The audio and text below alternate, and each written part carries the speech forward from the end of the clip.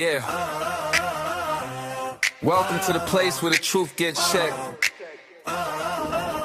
We're incorrectly correct, let's break it down. Question what you know, turn it all around. Different point of view, let's connect the dots. Sometimes what seems wrong is right on the spot.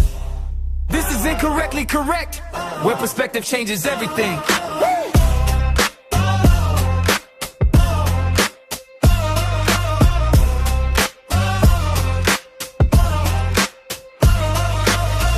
Let's get into it. What's going on, everybody? Here we go. Another week, another episode. Incorrectly correct. We here. We got a good one for you this week. We got a good one. I don't do this a lot, man, but we have a special guest today, and we're going to get to know this guy. And I can't wait for you to get to know this guy because very, very well versed in this world. And we ain't gonna do too much. We gonna get to know him as we go. So I want everybody listen in and give me the likes, the comments. Let's go, man. We got Mr. Carlo Harvey in the building. Say what up, man. What's up, everybody? How Yeah. everybody doing today? Man, look, man. I'ma just say this. I don't get too excited a lot, especially for things like this that I'm doing. But I'm going to tell you this right now, man. You guys are in for a treat. So we get it started off like this every time, man. This is the first question I ask my guests. And the question is, do you know who you are? Meaning, do you know yourself? Well, for me, what I've come to learn is that you're evolving every day. Okay. You know, you're learning new knowledge. You're learning new things about yourself. You're learning new things about people. And I think at the end of the day, for me, that's what I've learned is it's all about self, learning self. And Right. a lot of tests that you endure, if you look back, you'll find out it was a lesson that you needed to learn Right. from that. And so I think it's all about evolving. You evolve. You're not the same person every day. Every Oh, day you're a different person. yeah, this is like a 3-part question. The reason why I ask it most of the time is because a lot of us don't know. You know what I'm saying? We just move around in this world and we are kind of lost. We don't know the core of who we are and why we make the decisions we make and whether that decision will hinder you or advance your life. But the core of who you are, that's the question we get to. And so what are those elements that made you that though? I know you said experience early, but what are the Yeah. things? Was it anything that happened in your younger life or anything that you've come to learn in your older life? Like, what are the things that made you who you are? Um. That's an interesting question. For me, I would say it was is you know, because I have this saying, we are a collection of our thoughts, right? Mm, We are the sum total of all of our thoughts. And the things that we think on, if you look, biblically speaking, right? I mean, I'm gonna go there a little bit, oh, but no biblically problem. speaking, you know, there's a scripture in the Bible that says, saying, as a man thinketh, man, woman, that you are. You know what I mean? So I'd say we're the sum collection, the sum total of all of our thoughts, what we think on. Whether you think on a relationship, you're eventually going to be in a relationship. So we are the sum total of all of our thoughts, what we think on, what we ponder on. Okay, let me jab at that. All right. Because is my belief is that a thought is just a thought until there's action put behind it, Exactly. right? So if I think that I'm the most concerning man in the world, I'm the most caring guy in the world, I would have to do a lot of caring things to become that. If I think it, then I become it. Then I have to do those things. What would you say to the people who think it and then there's no action behind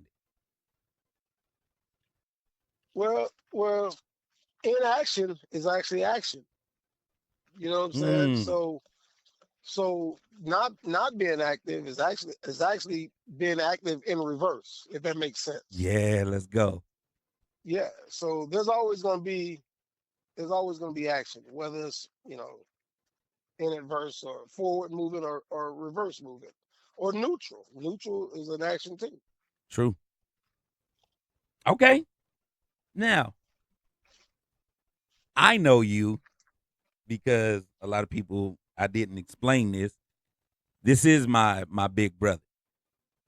And I remember since I could remember, um, you've always had this go get it spirit about you. Like I've never seen you in a situation where it's like, man, my back against the wall. I don't know what to do next. I've never seen that. Where did that come from? That's a good question. That's a good question. Now we might be moving along real fast, but my I don't like to use this word belief, because to me belief is basically something that you believe, like you said, without action. But Mhm. I'm gonna use that word belief today just for the sake of the conversation. Okay. I believe that this is not our first time around in this universe, Yes. in this. So I believe that some of that stems from uh what was, you know what I'm saying? Okay. Yeah. So I think a lot of that comes from my first trip through here. So That's crazy. I say that a lot when I'm in conversations, and I I think I believe or I feel. I'll just say that. right, Um, right. funny, but I feel like before I was me, I was a dog. Yeah, yeah. I I to this day I've never ran into a dog that I did not get along with. Like that's one element of it. Another element is I can see a dog with his head out the window, like in a car, and I am overwhelmed with joy. Like the joy that I know that they're feeling with their head out the window and the wind in their face. I get that overwhelming feeling, and it's like, why do I feel like that when I see them in that mood in that moment? I get as happy as they do. Smile just come out of nowhere. I can be mad. I'll see that, and then I'm smiling. It be little things. I'm like, man, I think I was a dog before this, man. It's possible. I mean, because you resonate with it. Right. So what is the thing that you feel like you was doing before this that resonate with how you are? And see, that I don't know. I've never really given that any thought as to what my prior experience was here. Hmm. Um, that's a good question. I don't have an answer for that. Okay. See, well now we got some homework for you to do.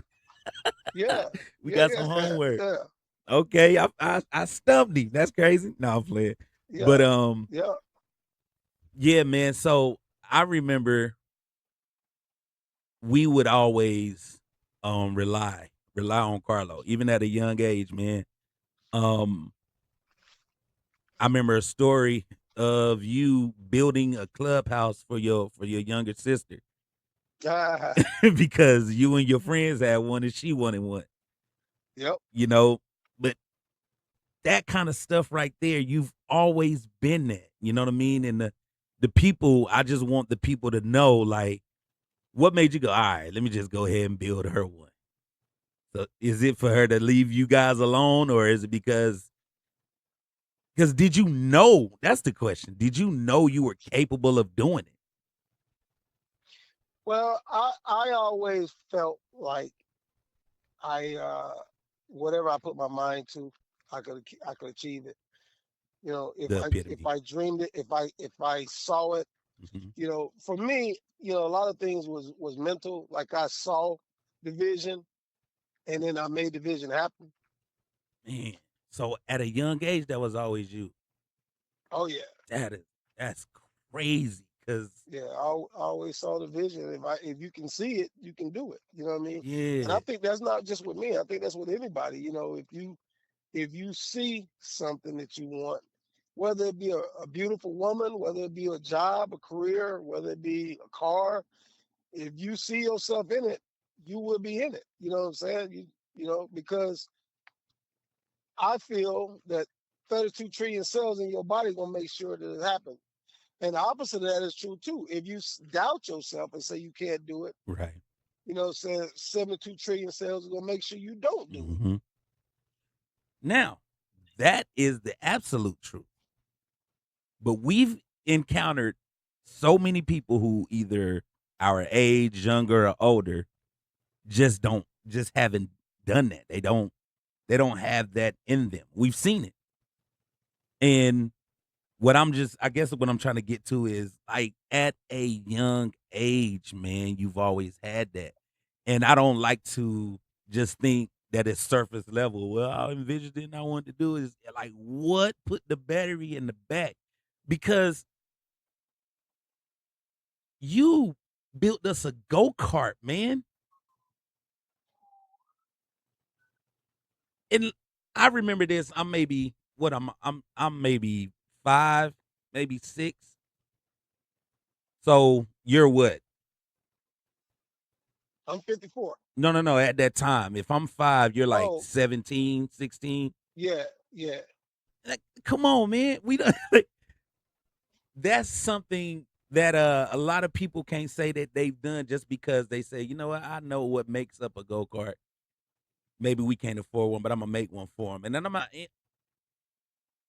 not trying to say that it lasts long or anything, but the fact that you did it is those kind of things that are amazing to me because as I got older, I realized that what you're saying is the absolute truth. If it's something you really want to do, man, go and do it. And then your body, you're going to tell your brain, you're going to tell your mind and your spirit and your soul that this is what I want to do. Everything is going to work together to make it happen. Reason why I'm so, you know, excited to talk to you about this because once again, you've been like that since I've known you, known of you. You know what I'm saying? And it's just wild because at the age of 54, you was doing this at the age of maybe 10, 11 years old. That's some prodigy type stuff. Like those, you don't come across that a lot, which is why I'm just, Yeah, yeah. yeah, you know what I'm saying? Like, man, that's crazy that you had that mind frame at that age. You know what I'm saying? So yeah, I'm just trying to figure out like what in the world possessed you to do that. Oh, it was just always in you. And you just don't really know the core reason. Yeah, I think like every great recipe, man, you start off with a base, and that was probably my base was, you know, I saw things, and you know, I had a vision, and then you know, I brought the vision to reality. You know what I Okay. mean? Just whatever it was. If I could see it in my mind, I could see it in reality.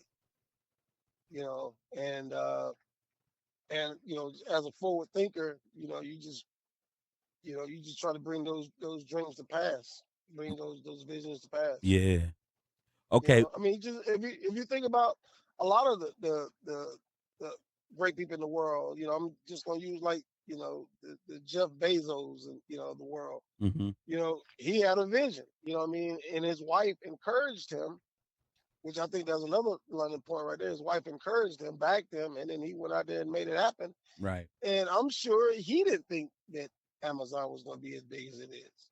You know, or maybe he did. Maybe he did think it was going to be that big. And you know what? Support is one of the biggest factors for any Oh, type of oh, success, man. Oh man, absolutely, cannot do it by absolutely. yourself. No way. Yeah.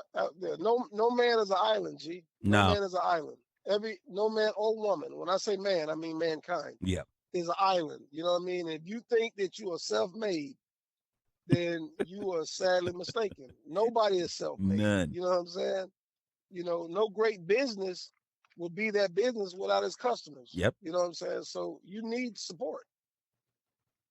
So with this, with this information, right? Knowing you having a vision and you go, you make it happen. What do you feel is your best or your biggest accomplishment with that mindset? My greatest accomplishment are my children. Okay. That's one legacy, man, and that's one of the reasons why I am the father that I am, is because they're going to supersede me. They're going to, Hmm. they're going to pass me, as far as business ambition, or whatever their dream is. But that's my biggest accomplishment outside of all the things that I've done.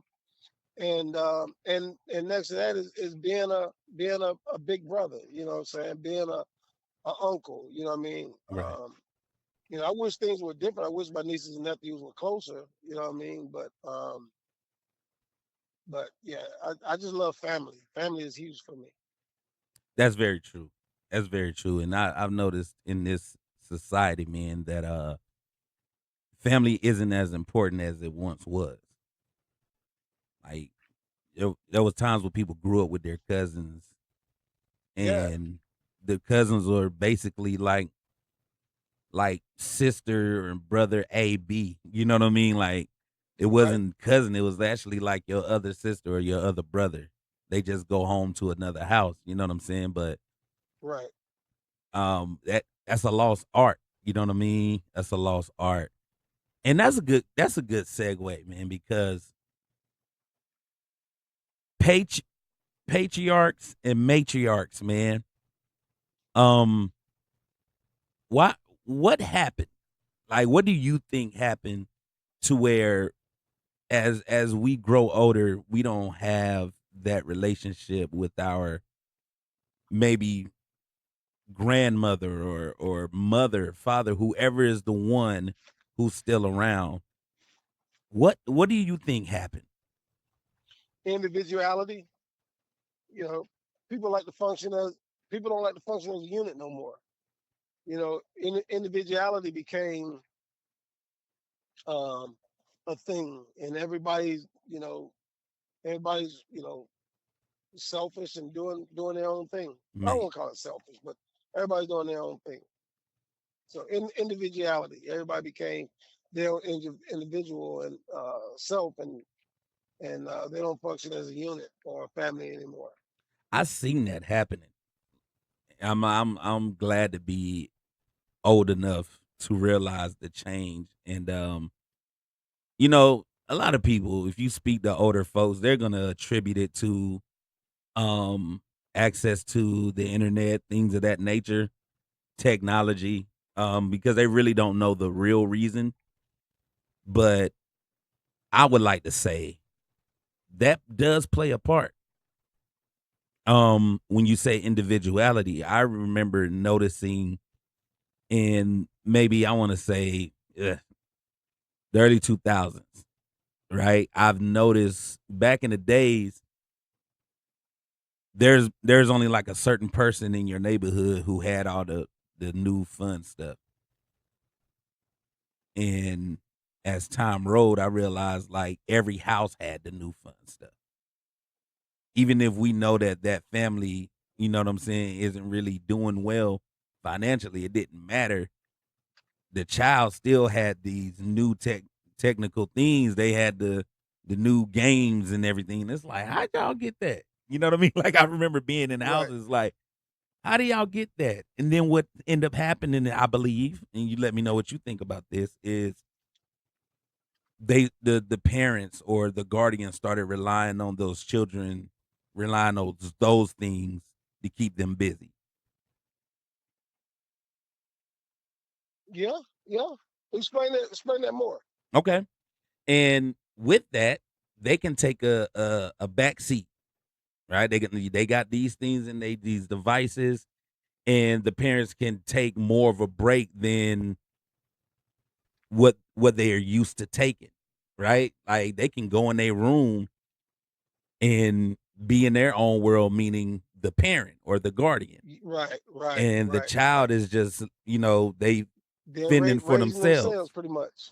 And I believe that's when that individuality that you speak of started to develop.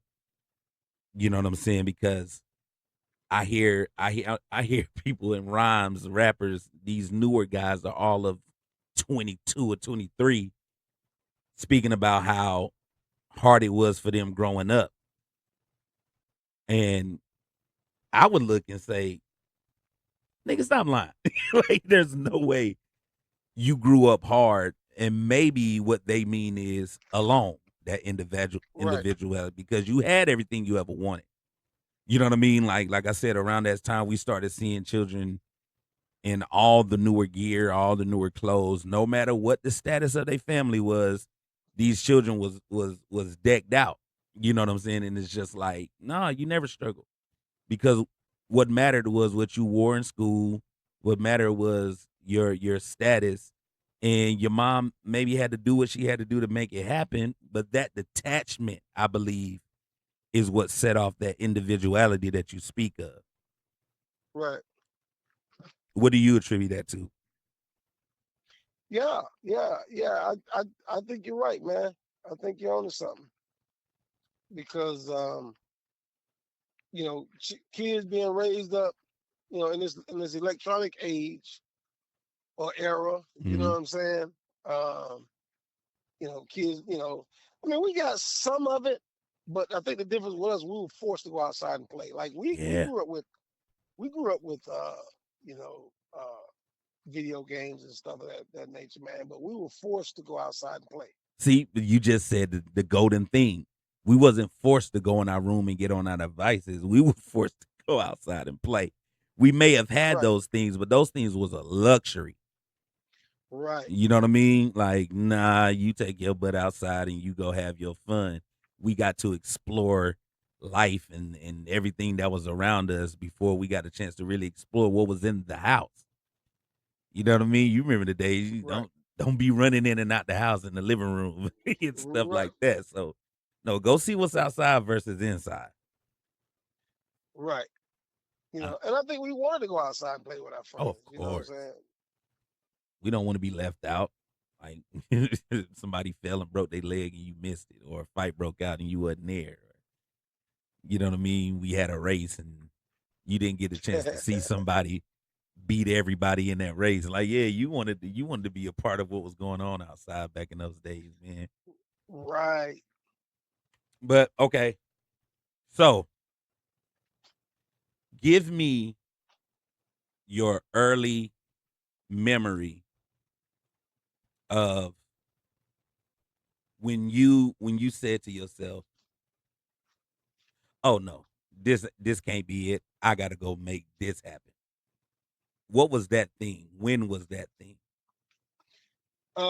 Me getting married to Karen Okay. because I was no longer only responsible for myself. You know what I mean? Mm, I was responsible for another human. You know what I right. mean? And so I had to get up. And I think that also contributes to who I am as a person. You know what I mean? I was 19 when I got married, so I didn't have the luxury of being I'm not gonna say immature, but you know uh, focused. Okay. I had to be focused. You know what I'm saying? I had to be responsible Right. because I'm responsible for another human. Okay. And where did that take you?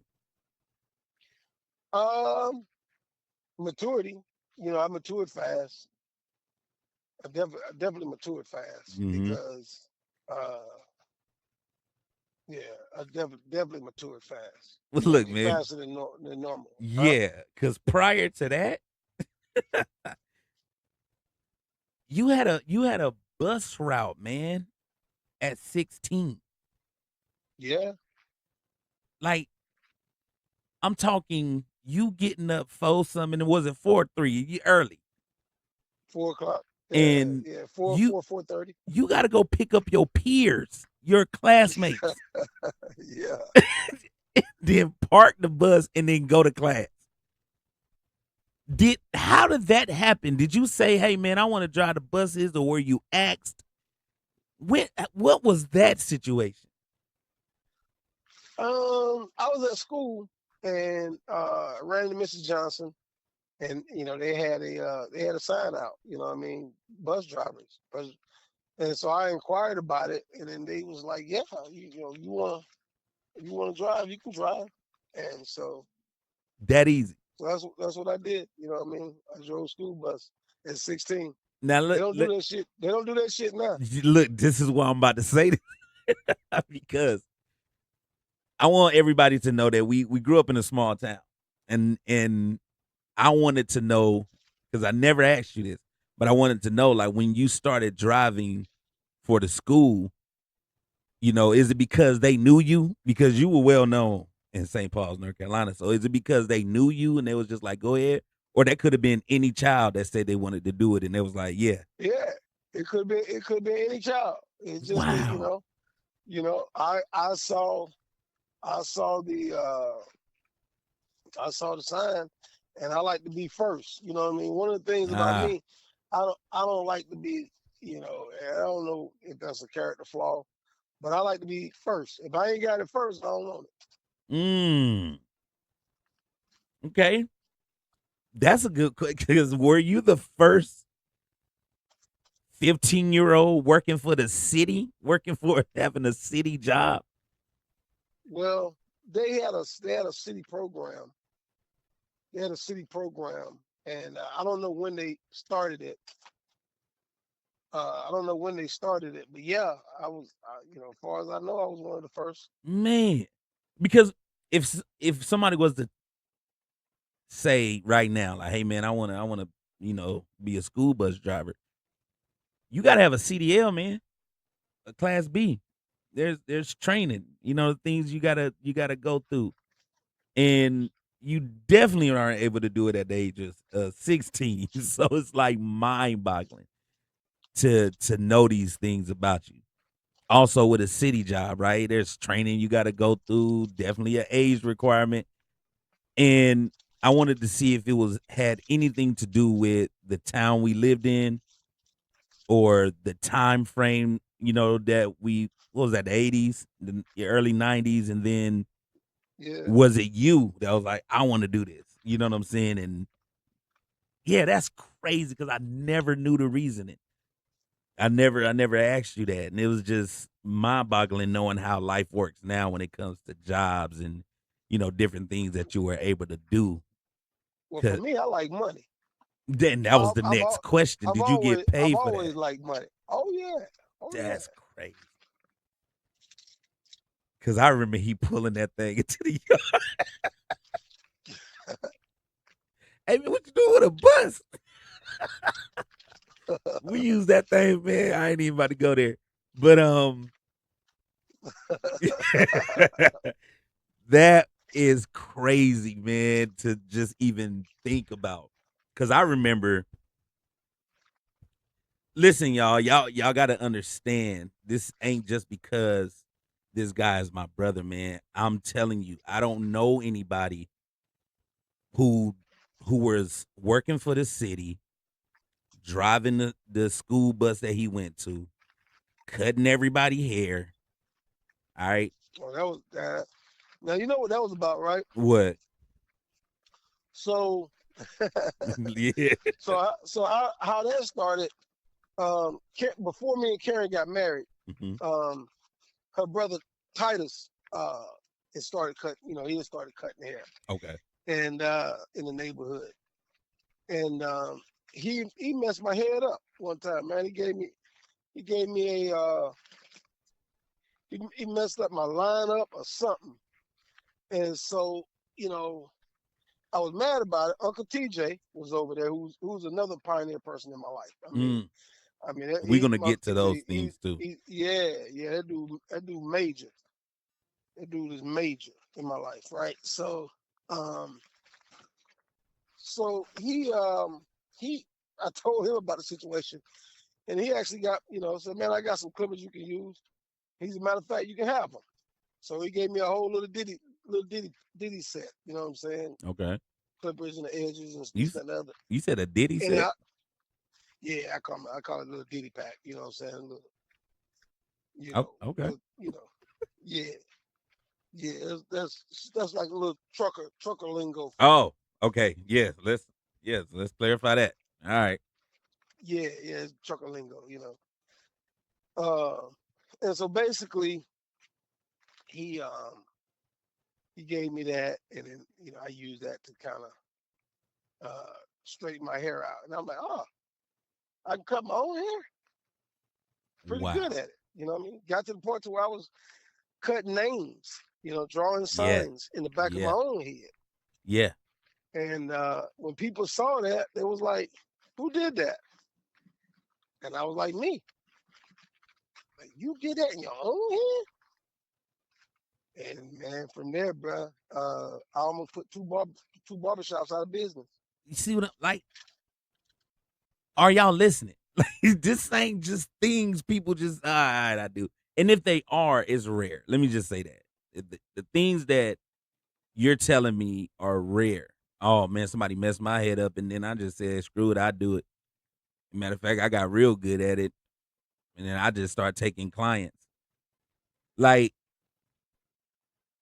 that's some Forrest Gump shit. You know what I'm saying? And I don't not by any means I'm calling you slow and nothing like Forrest was. But it seemed like everything Forrest was like, I'm gonna try this. He excelled at it. That's a rare thing, especially with how people aren't as well versed as a lot of people are in this world. Like a lot of people don't have that ambition. They don't have that mental fortitude. I know I don't. You know what I'm saying? So to hear it is crazy. Then you're spray painting for everyone. Like their overalls when that was popping. Used to do jeans, used to do shirts. And you said you always liked money. When did you realize you was good at that? You like these are things that a teenager just you don't hear them doing. You hear it in their adulthood. You don't hear about this at their teen ages. When did that come to fruition? When did that was a thing for you? Well, that came about when I visited LA, Okay. and because mom lived out there, and so I ran to this her best friend, uh, their son Quincy. You know what I'm saying? He was you know uh, kind of popular in the hip hop era, and uh, and so I saw that they had the little swap meets they had out there. Mm-hmm. Um, you know what I'm saying? So, and I saw a guy out there airbrushing. Now I was always good at drawing. As a matter of fact, people don't know this. When I entered a drawing contest. Had to be when I was about 14 or 15, and I never forget. I had to draw a turkey. Now you couldn't. The turkey had to be bigger, larger, or smaller than the image because it couldn't be the same size. Because then they figured that you would just trace it out. You know what I'm Ah. saying? So you had to draw it bigger or smaller. I drew mine bigger, but it was so close to the original drawing that I remember two people came to my grandmother's house and pretty much begged her to send me to school in Chicago for art to learn how to draw. And my grandma was like, her exact words was, "I don't know y'all white people. Y'all not taking my grandson nowhere." Exact words. So I mean, again, that could have been another career path. You know what I mean? Because we all know Chicago is one of the top places for like commercial ads Mm-hmm. and what I mean, things of that nature. So hell, I could have been the next Walensky Kandinsky Yeah. as far as art. You never know. But so yeah, just always, you know, I don't know. It's crazy. But yeah, Mm-hmm. it's just I was Finally you just, said it. just Huh? Finally, you said it. You just What's that? nonchalantly talking about it, and then like now you finally saying like, yeah, I don't know, it is crazy. Like, yes, it's not normal. Right. Now But most definitely, you saw the guy with the paintbrush, yes. Well, he was doing what they call airbrush. airbrush. I mean, sorry. Yeah, yeah, no. And so, and that was in California. And so, what I did was I brought it back to St. Paul's, our little town, and because I had never experienced nothing like that, and I'm sure they never experienced anything like that. And so, Right. I brought it back to town, and it was a big hit. Yeah, People just dropping off, people were dropping off clothes at the house, man, I and remember. Like yeah, that was just nuts, man. Like yeah, dropping clothes off at the house, man, and with an image, and I hooked it up. I want the Bugs Bunny, man. So when I walk, Bugs Bunny walk. That was on mine. That was on my Man, overalls. A pair of that was overalls crazy. that I for myself. And yeah, so it was set up so that when Bugs Bunny walked, or when I walked, Bugs Bunny would walk. It looked like he was walking. Yeah. And Okay. So you saw something in California, was like, I'm bringing this back, and never done it before. By the way, just yeah, I'm gonna bring this back, man. This might be a hit. totally self-taught. Self-taught, man. Yeah, And you but said, I had the foundation. I knew how to draw. So yeah. Now, career path. There, I heard a story, and you get a chance to debunk it or officiate it. Um, they wanted you to because you was. I remember you was in the band in high school as drumming, and they wanted you to play for the military. yeah, yep. My band director. Again, I was that kid walking around the house beating on the wall, making beats. Mm-hmm. And so again, by happenstance, my best friend Eric McNeil was in the band, and he was like, "Bro, you got to get in the band, man. There's some chicks over here." And so we getting in the band, chasing out the girls, and my band director saw me being able to naturally do my rudiments, and so he worked with me. He worked with me for about 6 months, and I was beating out people who had been in the band since the sixth grade. And so he worked with me, and so we tried out for what they call all county, where every school, every high school in the county would perform before these judges, and they would judge you based off your fundamentals. And I beat out every drummer in the entire uh, county 2 years in a row, and they couldn't believe it that I was a beginner. I had only been in the band 6 months. 6 months, Beat, beat, man. I've been in the band 6 months, and I was beating out guys, and that's in going. I think that was 11th grade, so I was in the band for 11th and 12th grade, What? and I was beating out people who had been in the band since the sixth grade. Right. Was there any formal training, like maybe you played at the church for a little bit, Just beating on the walls, just beating you on the know. walls and go Yeah, straight just to a beat. drum set? Yeah. You can't nonchalantly pass over this type of information. That is nuts to hear. All right, man. Because you talk about career path. Now, this is a career path I think I've told you a few times. A few times. You should have been a stunt driver. Oh yeah, I could have been a lot of things. Yeah. And Yeah, it's not because I know people who are really good at driving, right? I can say that. I know people are really good at driving, but I never look at them and be like, you could have been a professional driver. I've never done that. You were the only one I'm like, yo, this dude, you could have been a stunt driver, and I'm gonna tell you, I'm gonna give you the story why I said that.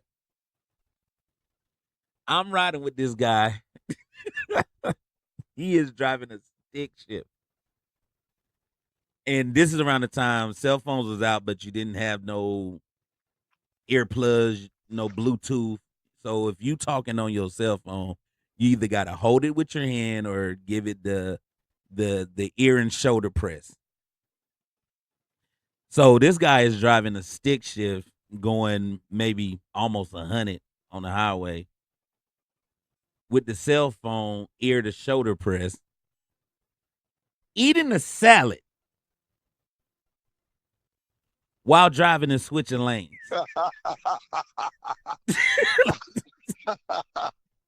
Now, You know who taught me that? You know who taught me that trick? who Mom. really? Man, listen. Uh, Driving to work, she driving us to school. I think we were living. I think at the time we were living in Hope Mills. Not Hope Mills. I'm sorry. We were living in Rayford. And you know that long road from Rayford to St. Paul's, man. She Mhm. would drive to drop us off, and uh, she putting her makeup on.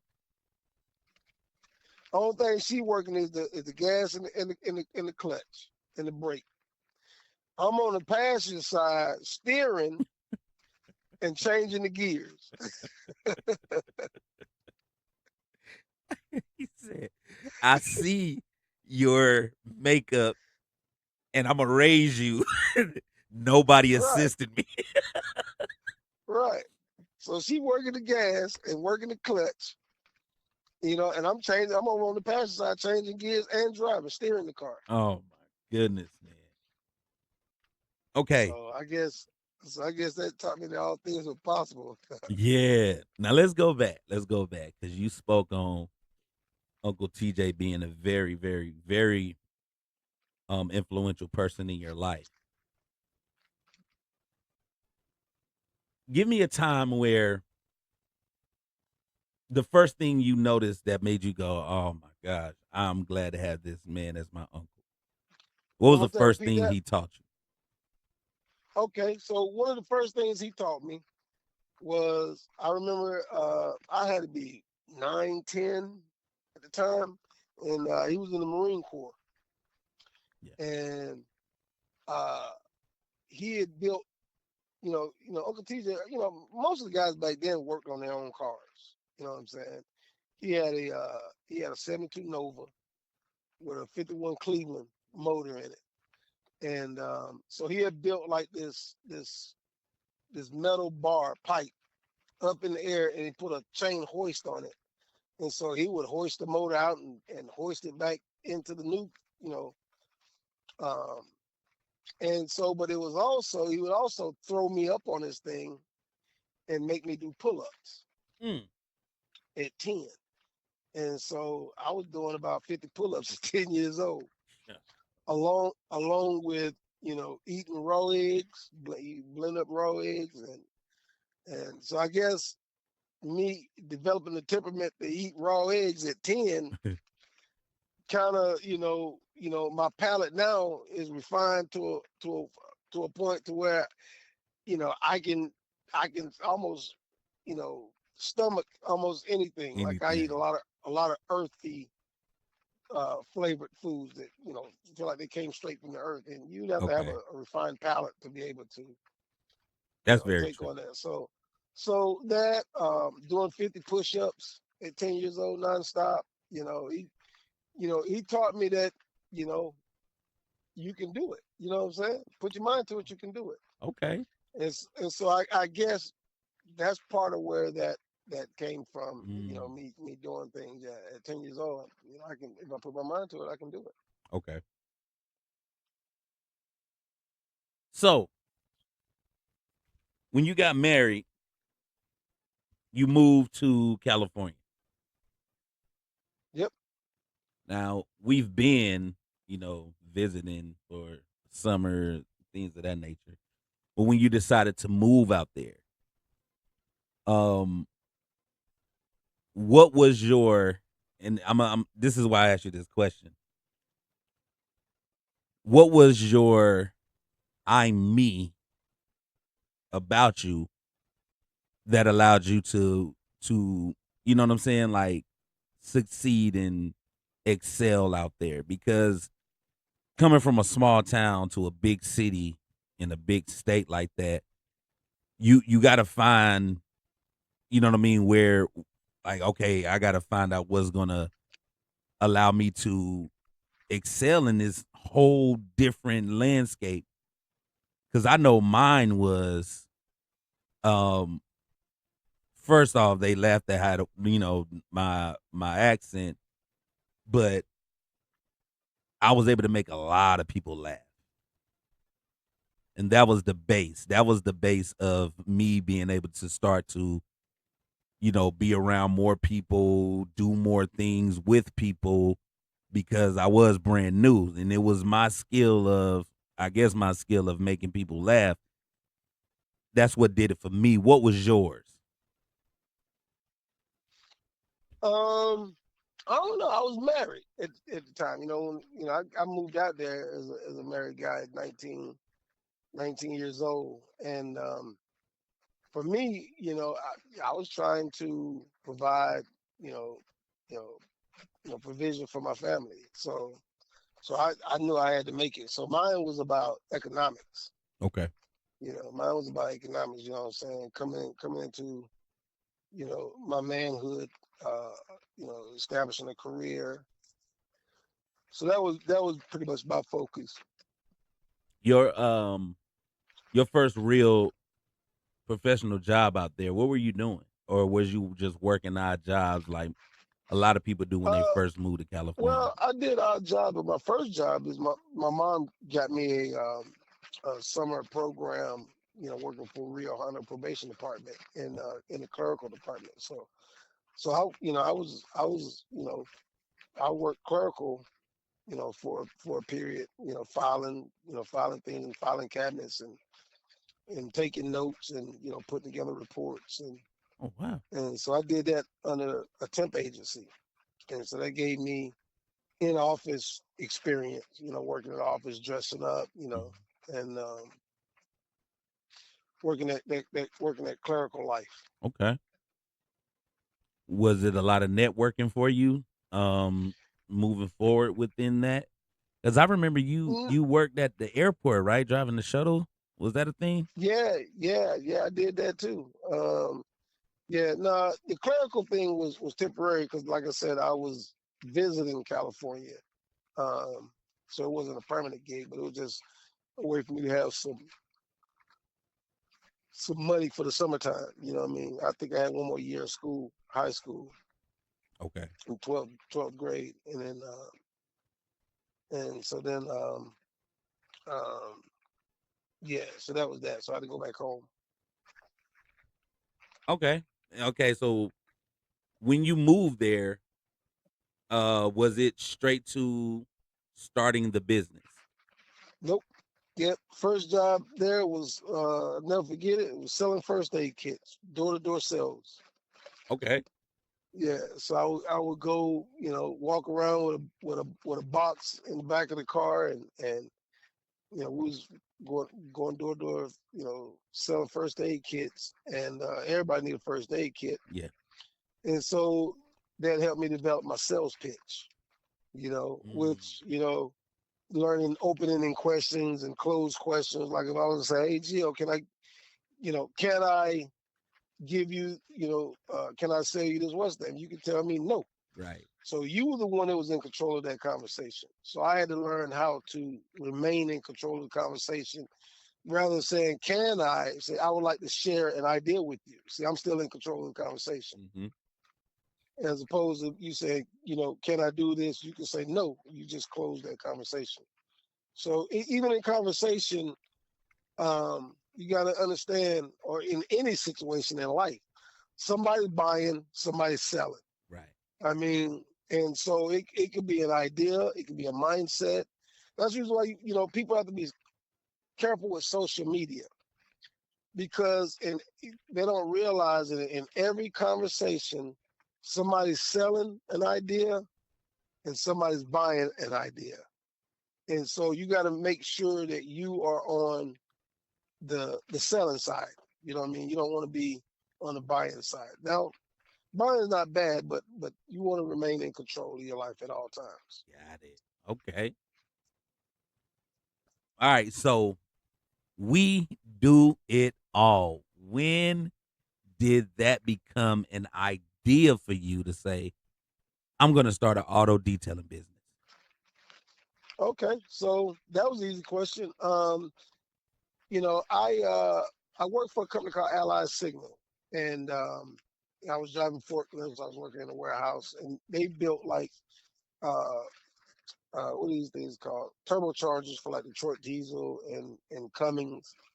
And so it was this guy named Jose. He was the one that would supply the line, and he was like, man, he was like, I need some help because I mean, and he asked if anybody knew how to drive forklift. Well, again, from a prior job, I had a certificate in driving forklift, so I showed him my certificate, and he moved me off the line to driving forklifts.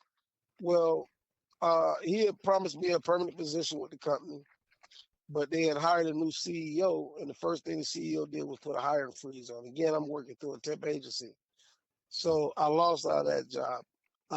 But I had built up enough savings that I took a little time off.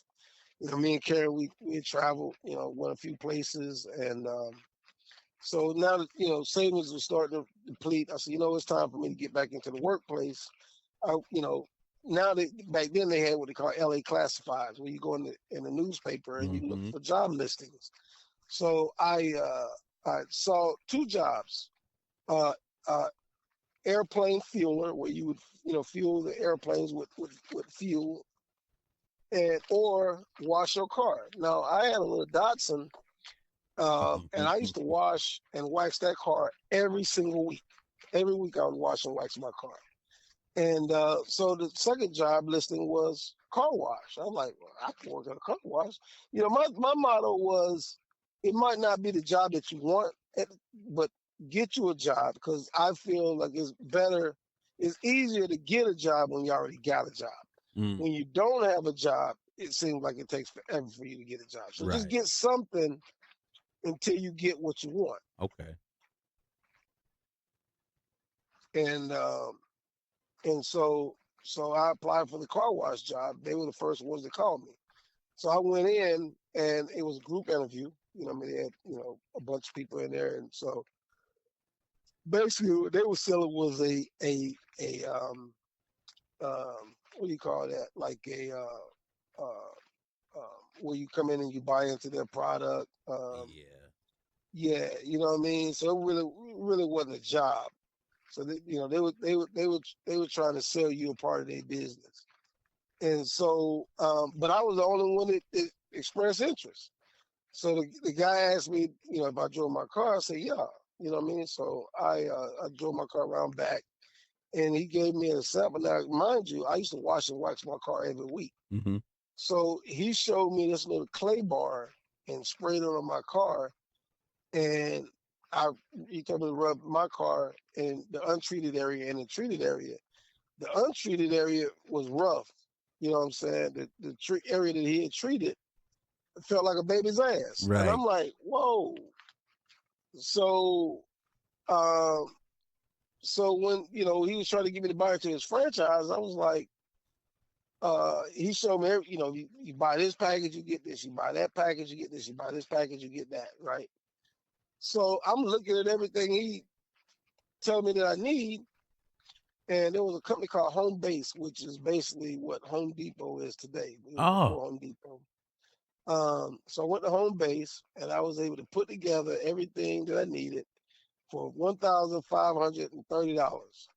Now, remember I told you my savings was starting to deplete, Yeah. but it was tax time, and Karen and I got our taxes back, and guess exactly how much we got back in Come on, taxes? man.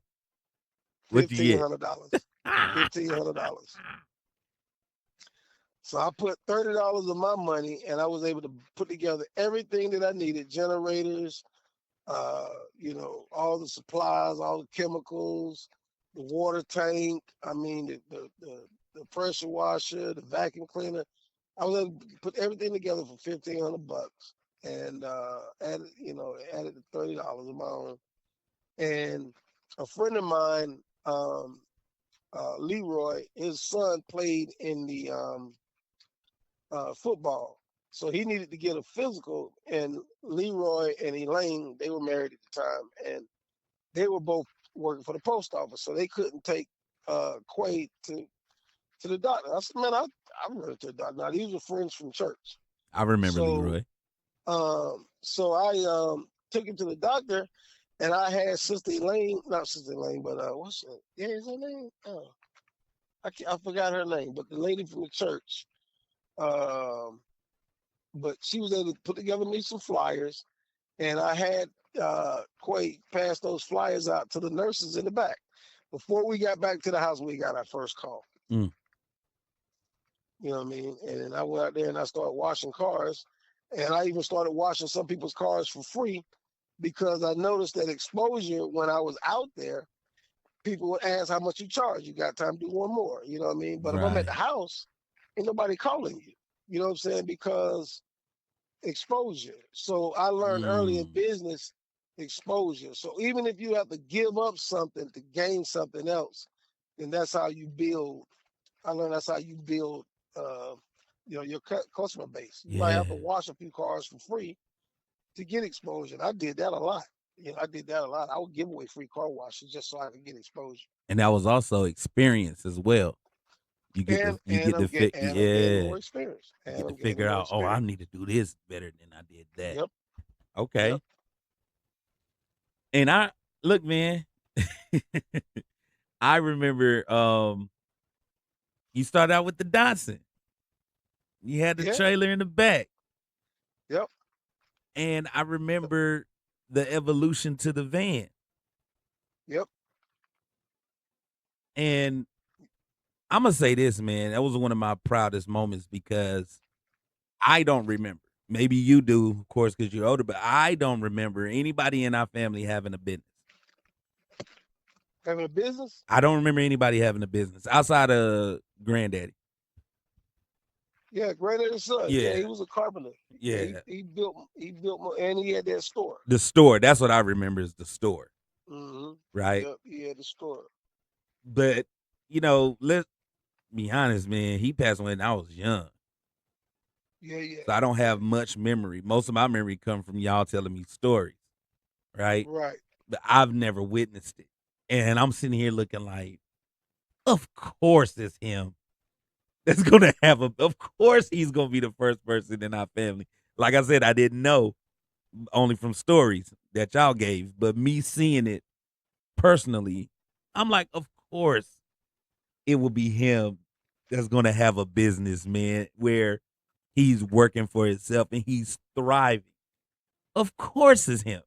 I was just I was so proud, man, because like I said, give a little backstory, man. Like we was very rich in love. I'm never gonna negate that or ignore that. But you know what I'm saying, as far as like there was a struggle. And so seeing what you was doing in California, man, it once again, it was just amazing to see. And I'm like, this dude, what can't he do, man? It's like I don't know that there's anything that he can't do. And at times I felt selfish that you know what I mean, I had close proximity to you and you have to be real close to me to know about what I would say, how dope you were.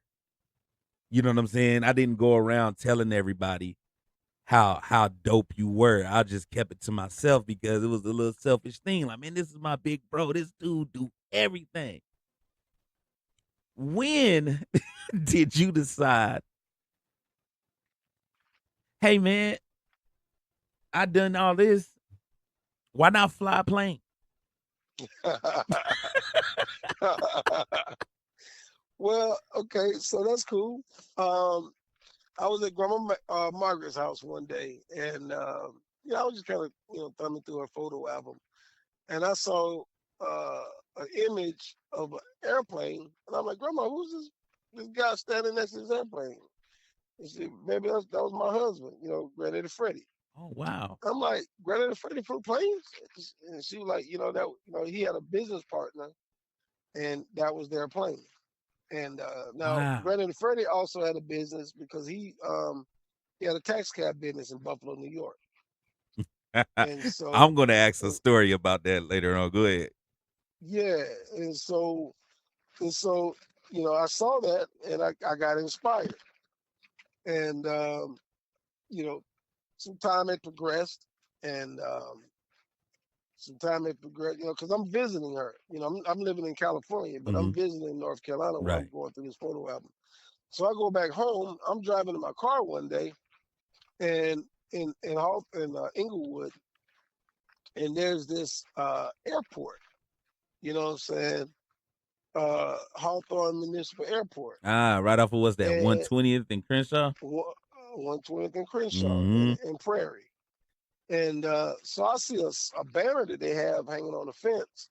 Discovery flight, $35, learn to fly. Mm. So I called Karen up, and I'm like, and she like, well, come get me, because if you die, you ain't leaving me here by myself. So I went and got her, went back up there, and paid out the $35, and we got in the plane. And as soon as we got up, the guy said, "Your airplane." So I took the controls, and he's like, "Man, you a natural." He said, "Man, you fly good." He said, "You should consider taking pilot license lessons." And so, we landed. We talked about it for a little bit, and then went and I signed up for ground school. I paid $500 back then. That was in 1999, Mm. and signed up for ground school and started flying planes. So I want you guys to let that resonate real quick. God never flew a plane before in his life. Got inspired by a picture of his granddad. Got in it, started flying, and the pilot said, "You're a natural."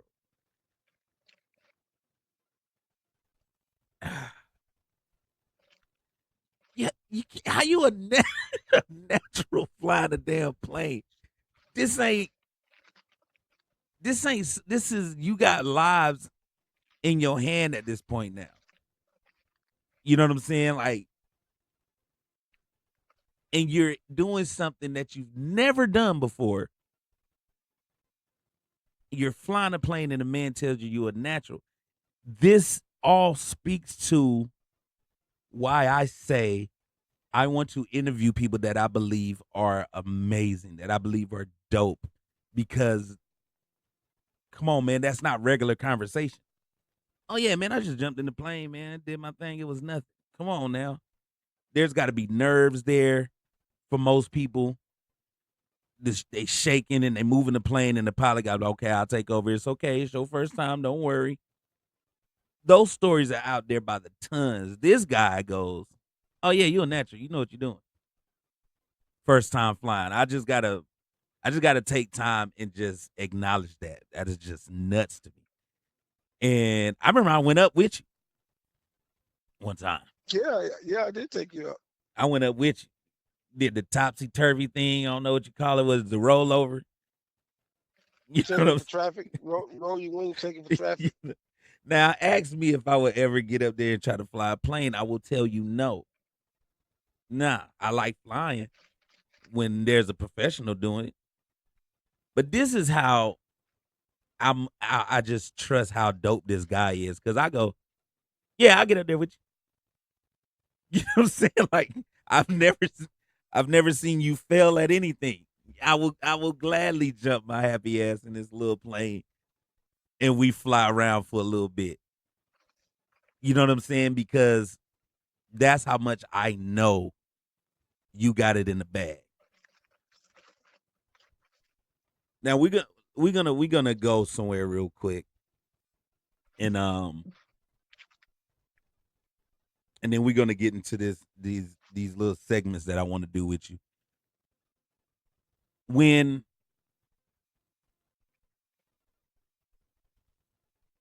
you decided to join one of the biggest bike motorcycle crews out there, because they got chapters everywhere, right?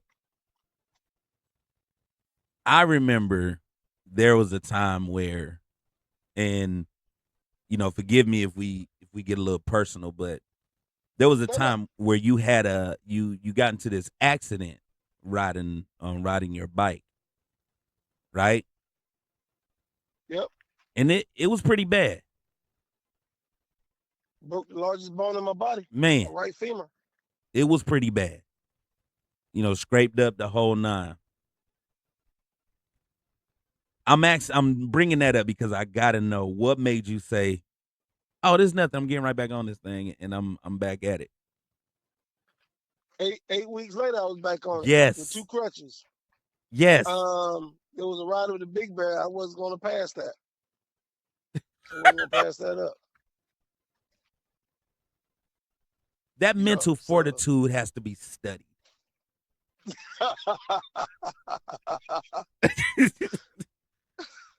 It has to be studied, man. You know what I mean? Like, there's somebody who, and look, and then when I say somebody, I mean a lot of us. All right, I'm speaking for a lot of us who aren't as awesome as the likes of you, who would try something and not do too well at it, and they leave it alone for the rest of their life. Maybe this ain't for me. You know what I'm saying? Like, that's the mentality that a lot of us have, and be it that is not admirable, but it's ubiquitous. That means it's universal. A lot of people think oh that yeah, same way. oh Like, yeah, nah, this just ain't for me. I didn't excel at it. I tried it, but I just wasn't good at it. And I'm like, and I ain't saying you wasn't good at oh biking, yeah, yeah, but yeah. Oh yeah. bruh, like, that was a pretty bad accident, man. And your mental fortitude was, man, I'm on crutches, but I ain't missing this trip. So I'm getting right back on it. I'm not even fully healed. That type of spirit, man. That's what I mean. Every time that I say I look up to this guy, y'all are understanding why. There's just no die in his spirit. There's just no I quit in his spirit. And as a matter of fact, there's a lot of no training, and he just Yeah, I go was and self. excel in it. Yeah, yeah, I was self-taught. I taught myself how to ride a motorcycle. Look at that, man. My first time on a motorcycle, boy, I I ain't had that I, I, bravery. I remember that. I know you do. He thought something was wrong with his bike. Bike That was boy, shaking. that boy was shaking. I was in the back, nervous as hell, man. But I want to say this: if you would have asked me to get on a motorcycle with anybody else, I would have been like, hell no. You know what I mean? No, I'm not doing it. I don't know. But if this guy say, "Hey man, let's go take a ride," I'm like, hell yeah. And I want to preface this before we wrap the interview up and just get into some other stuff. It has nothing to do with you being my older brother. It had everything to do with knowing, man, I've never seen him fail at anything, so I just trust it. I've never seen him fail at anything. You know what I'm saying? I just trust it. Even when I saw life give you a gut punch, because we all go through those hard times. I seen life stomp you out, bruh. Yep. And there was no die, nowhere in you. And you gave your all at this point and got beat down by life. And you didn't go, man, hell, to hell with this, man. I did everything I was supposed to do, and this what happened to me. Screw it. Screw it. I just go by life however. No, man. You was like, oh hell no. And pushed even further. You know what I mean? Like, to all my nerds out there, man, like this dude is a Viltrumite from the show Invincible. You know what I'm saying? When they get beat down, they Yeah, yeah. come back stronger than ever, man. Like, I just want to let you know, man. You've known this since your whole life, but bruh, you are one of those ones. And I say that because we don't do it a lot for our people. You know what I'm saying? We're so quick to find something wrong with them and we move on that notion versus giving them their props and giving them their flowers, as they say nowadays. You know what I'm saying? Like, I truly, truly, truly wholeheartedly appreciate who you are as a person first, as a man second, as a father third, and as a brother, man, last. I really do. One Man, of I them sure ones, appreciate you, man. man. I'm geeked to have you on here.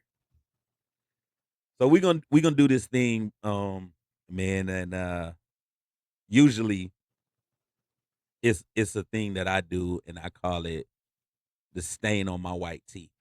And what that is if you get a fresh new white tee, man, and it's crisp, you looking good, it matching everything you got on, and then something just spills on it, and you done messed up your whole day.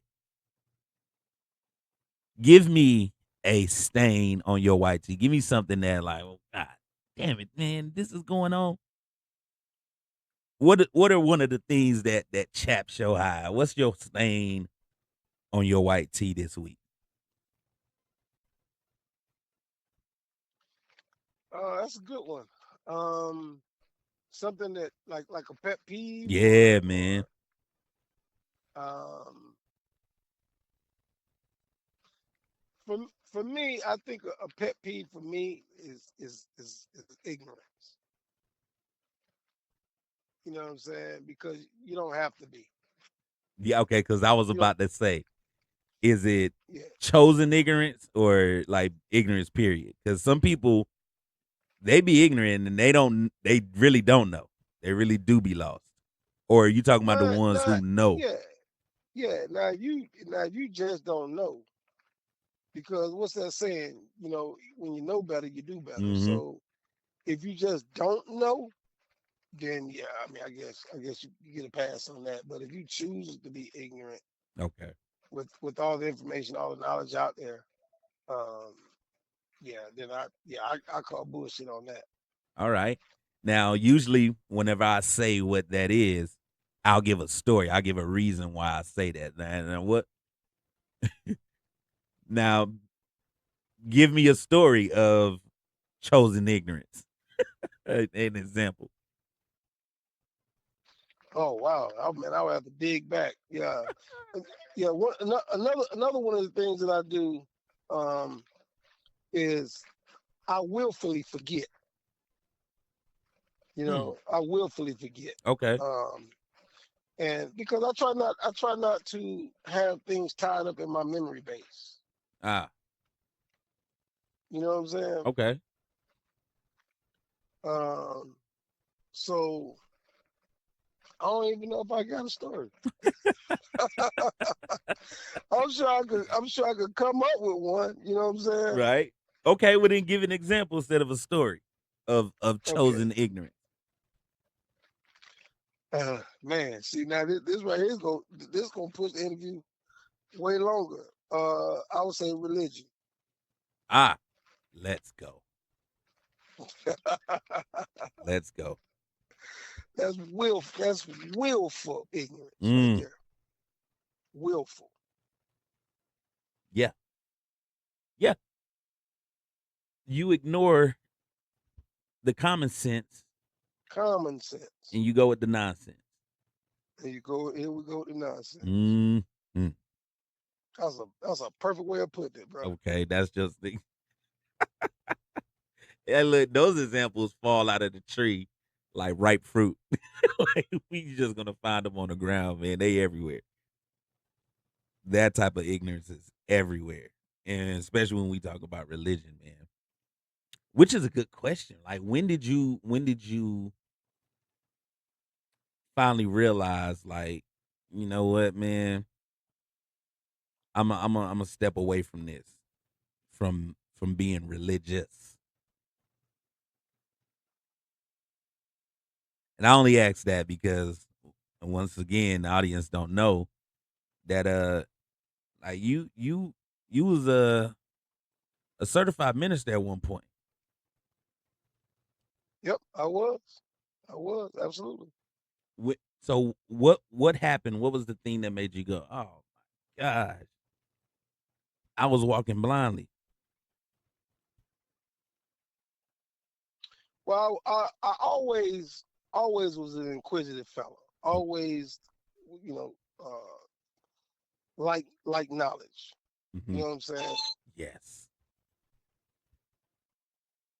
And so with that being said, uh, always like knowledge. And I remember when I was 23 years old, me and a brother named Renard at the church where I used to go to, um, we would um, we would go to the airport just back way before 9/11 when you could walk all the way to the terminal. You know what I'm Mhm. saying? And Drop pass out somebody off. tracks. And I never forget, man, that I handed a track to this white lady that she was walking. And I'm like, lady, do you read your Bible? Do you believe in Jesus? And she's like, oh yes. She said it is a wonderful collection of short stories. I was 23 Mm. years old at the time. And I put that in the back of my mind. I'm like, what you talking about, lady? Short story. This is the word of God. That was my mindset.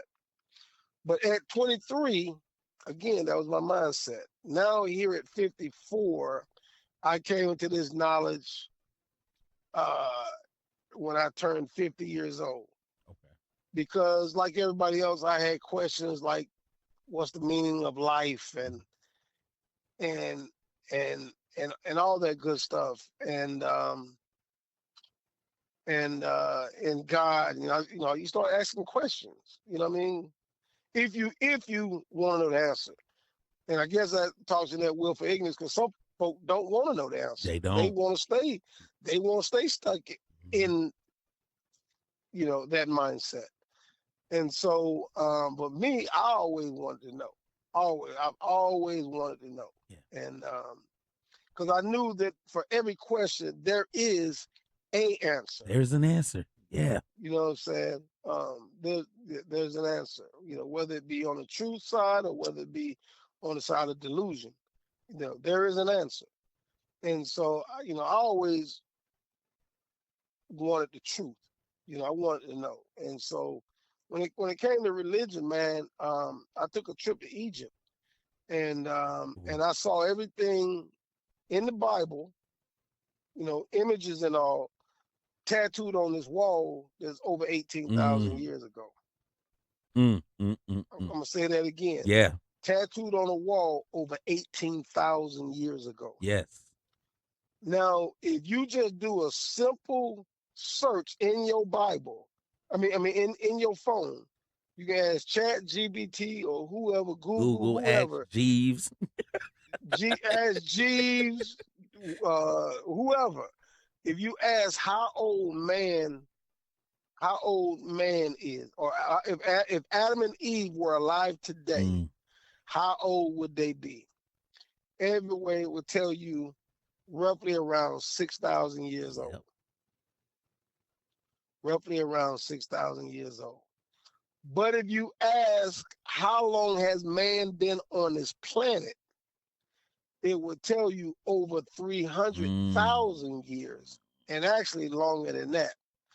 So when I saw that and I saw those things tattooed on that wall, I put two and two together and said the math ain't mathing. Yep. Somebody lying. Somebody lying. Somebody lying. Yes, sir. Yes, sir. And that's when I started looking off into religion, and when I started looking through my pineal gland and Ooh. you know just looking at truth versus reality, falsehoods, and some stuff just did not make sense. It just didn't make sense, Yeah. and it's folklore. Now again, I'm gonna say, is the Bible a bad thing? No, Not at all. because you can learn A from the lot. Bible. Yeah. You can learn a lot from the Bible, but you have to ask yourself, did the accounts in the Bible actually happen? Yeah, there you go. You know, and I'm gonna give you an example, like the three pigs. I always use the example. You know what I mean? Three pigs built a house. One built a house with straw. One built a house with sand. The other one built a house with brick and mortar.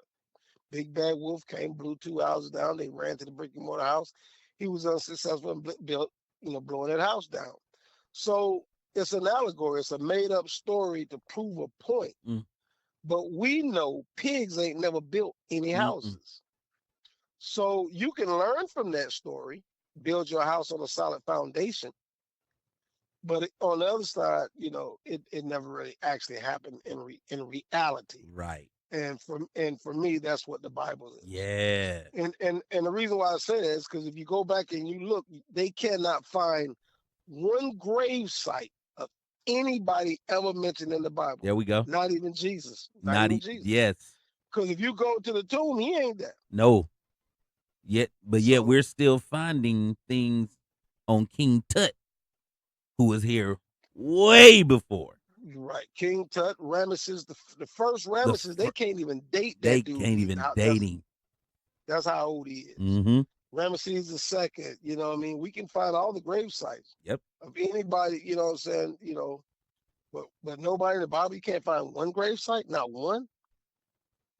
Even the largest structure in the Bible, Solomon's temple, Yeah. you can't find one brick of where it is. And they say it is believed that this is where Solomon's temple was. And that's the reason why, like I said in the beginning I of was this just about to interview, I say, don't like to use that yeah. word believe Okay. Okay. I see now. because you want to know. You don't want to believe something. If you sit Mm. in you look at a chair, I believe this chair can hold me. But when you sit in it, you no longer believe it. Now you know that this chair can hold you. Right. Why? Because it's holding you. I like that, man. I like that So a lot. so that's the reason why you can't believe. Now I guess that's one of the reasons why I do a lot of stuff that I've done in my life because in my mind I didn't believe I could do it. I knew I could do You knew, man. Let's go. God, because I got a thing with the word if. it. Right. I call it imaginary facts. Yeah. I can't stand it. Like when people say, "If I would have had this, then," but no, it's not a reality because you're giving me a story on something that could have happened but didn't happen. Like, get rid of that word, bro. Stop. That's an Right. imaginary Right. fact, bro. Like, man, you got beat up, man. If I had my good shoes, then I would shut up. Like, you know what I'm Right. saying? All right, belief. Oh man, yeah, that's a new one for Yeah. me, man. Oh Yeah. yeah, Yeah. I I'm don't like taking that. that I one. don't like that word believe. I'm with you. You want to get to the point. Now, belief has its place, but you Just want to like get to the if, place where you know. yeah, Yeah. if has a place in conversation, just Right. not You whenever want to get to you the place about to where you know. fabricate something. Yeah. Right. Okay. All right, man. So we got this thing that I call it the incorrectly correct drive by, man, where we just shoot off. I, we just I shoot off like some it. I shit. dig it. I Yeah. dig it. All right, man. So the thing that everybody is talking about, a lot of people are talking about, um, is the Carmelo Anthony story. Oh The yeah. the young man who's facing 34 years, 35 years, for stabbing another athlete in Texas. And I read the story, man, and I went through everything. Read like what happened in court, what's going on with him, trying to file the appeal, all of those things. And just like you, I have questions where a lot of stuff don't make sense to me. So I want to get where you at with it. The tent that he was in from the rival school is where everything took place. I'm I'm gonna say this one thing, man.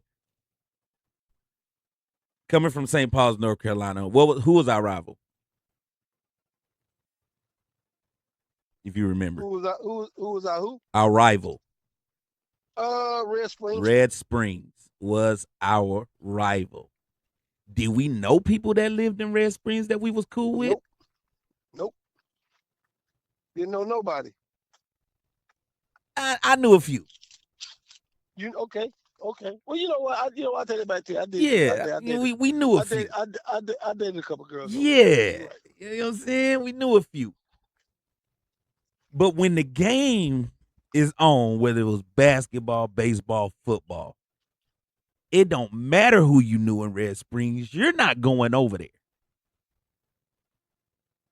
You know what I'm saying? You're not fraternizing with nobody Red Springs. I don't care if I know you. I ain't going over there. Cause the first thing and the only thing you could be up to is no good. I don't care how small that no good is. I don't care how big it is. At the end of the day, you up to no good going to the rival side. Why are you over there? And I'm gonna be looked at, or I don't care, to be honest with you. But a lot of people ain't gonna agree with me. But you shouldn't have been over there. I don't care if it started raining real bad and that was the closest place. Man, it's just rain. Deal with the rain and get over there to where your squad is at. But you in the rival tent. And they told you to get out of here. I don't care how they told you to get out of here. You had some type of pride about yourself that you felt like, no, I don't have to. I'm gonna be right here. Yeah, that whole situation could have been avoided. It could have been avoided easily. Easily. So people are in an uproar because somebody decided to listen to their pride and not take the high road. That's my thoughts on it. I don't care about who was, in the courtroom, who represented him, all the jurors, and all. I don't care about any of that. It could have been avoided. Now, you got a knife. You're not supposed to have that on the property. What a part of your life that you're going through where you feel like you got to have a knife in your backpack for a sporting event? And I'm going to just leave it there. Yeah. That, like I said, that whole thing could have been avoided. Could have been avoided, man. And we're in an uproar, black versus white and all this. They mistreating our young black men. And, and a lot of times that is true. I'm just not about to run with that for this situation. I got another one I want to ask you about. The young black man who was shot and killed at the Asian store. Did you hear about that? No, I ain't hear about that one. Tell me about it. Okay, so he was they accused him of stealing, which he wasn't. I'm not about to sit in there like I read the whole thing, but it's one of the biggest things people are talking about, and how black people, we should not buy from Asian stores anymore, beauty supplies, anything that's ran by Asians. Hey, black people, don't spend your money there. Don't do it. He shot that black man and he don't care about it. We would never see that. We would never see a bunch of black people saying we're not going to consume. We'll see a cool amount, but as far as everyone, is not happening. And I want to get your take on why is that. We're off the subject. We're just speaking on black people saying don't go out and buy, because every time we supposed to boycott something, all of us don't do it. A lot of us do, but not everyone. What is that reason? Or what do you think is that reason? Why we just can't shut a lot of shit down if we want to? Ignorance. It's Going back to what we said earlier, willful ignorance, the chosen ignorance. chosen ignorance. Yeah. Because again, like I said, when you know better, you do better. Mm-hmm. I was telling somebody, I was like, if we all just one day, every black American, one day, just a day out of your life, a day. That's it, bruh. Just 24 hours. Just go, man, I ain't going to work. I ain't buying shit. I'm not going on Amazon. I'm not going to the store. I'm not getting gas. I'm just going to sit my ass at home. We will shut so much shit down within a day to where if all the things that we want to be heard on will be heard because we're hurting their pocket. Oh yeah. Oh yeah. That's what matters the most. Right? But we won't do it, man. Like, we will not do it. It sounds good. It sounds empowering. It makes all the sense. We still won't do If people knew and understood how much power it. that they had, they would choose different. Yes. And so when we speak on this case, everybody want to be in an uproar. I don't like it because it's false. Like, all the uproar is not real to me because y'all really aren't doing what y'all could do. They're choosing ignorance. You know what I'm saying? Well, I mean, it ain't got nothing to do with me. It'll get to that at the end of the day. Well, ain't none of my family. I feel bad for them, but it ain't got nothing to do with me. I still got to go get my this. That's the chosen ignorance. And we have that. So I get real annoyed when I hear everybody is trying to tell people, don't go do this. Like, man, stop it. Because your auntie is somewhere buying something. Knock it off. Make sure you get to them first before you try to get to strangers. Like, no, don't come to us. You can't even get your auntie in line. You ain't getting us in line. And that's that chosen ignorance, man. But look, man,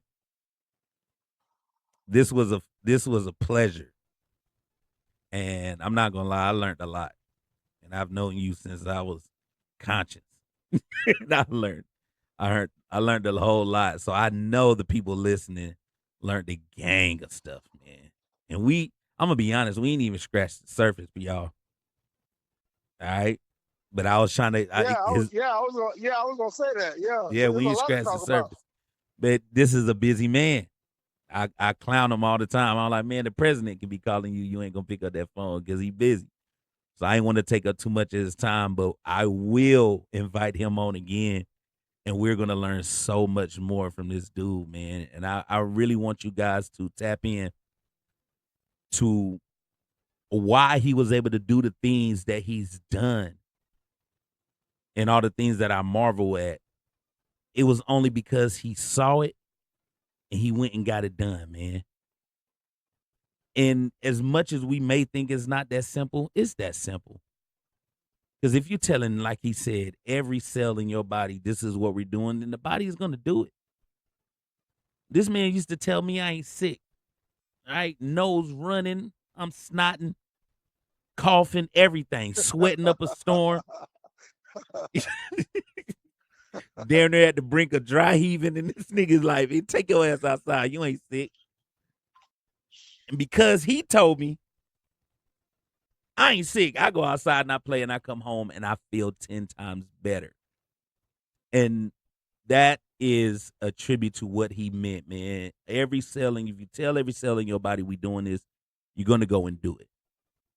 So I hope this inspire you guys for whatever you got going in your lives and you want to change it, things that you really want to do. Man, tell every cell in your body this is what we're going to do, and then go and do it, man. We are talking to somebody right now who's a living, breathing example of that. And once again, man, I want to thank you for showing up. Y'all already know, man. Shout out to Carlo, man, for showing up. Love you, man. Look up to you. I admire you. I love you too, bro. I appreciate you, man. Yeah, thank you for showing up, man. And y'all already know how we do it. We out.